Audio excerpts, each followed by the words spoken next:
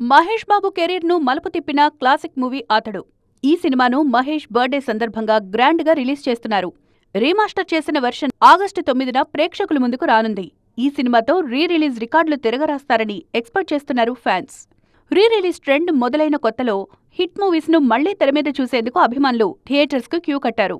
ఖుషి, పోకిరి, గబ్బర్ సింగ్, సింహాద్రి లాంటి సినిమాలు స్ట్రైట్ రిలీజ్లో ఎంత సందడి చేశాయో రీ రిలీజుల్లో అంతకన్నా ఎక్కువ బజ్ క్రియేట్ చేశాయి. స్ట్రైట్ రిలీజుల్లో పెద్దగా మెప్పించకపోయినా జల్సా, ఆరెంజ్ లాంటి సినిమాలు రీ రిలీజులో బ్లాక్ బస్టర్ అయ్యాయి.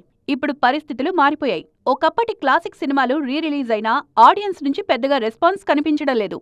ఆ మధ్య తొలి ప్రేమ, ఆదిత్య 369, నా ఆటోగ్రాఫ్, స్వీట్ మెమరీస్ లాంటి క్లాసిక్స్ మళ్లీ ప్రేక్షకుల ముందుకొచ్చినా థియేటర్స్ దగ్గర పెద్దగా సందడి కనిపించలేదు. కొన్ని సినిమాలు మళ్లీ రిలీజ్ అయిన సంగతే ఆడియన్స్ కు తెలియలేదు. జగదేక వీరుడు అతిలోక సుందరి సినిమాను గ్రాండ్ గా రీ రిలీజ్ చేసింది చిత్ర యూనిట్. భారీ ఖర్చుతో సినిమాను రీమాస్టర్ చేసిన నిర్మాతలకు నష్టాలు తప్పలేదు.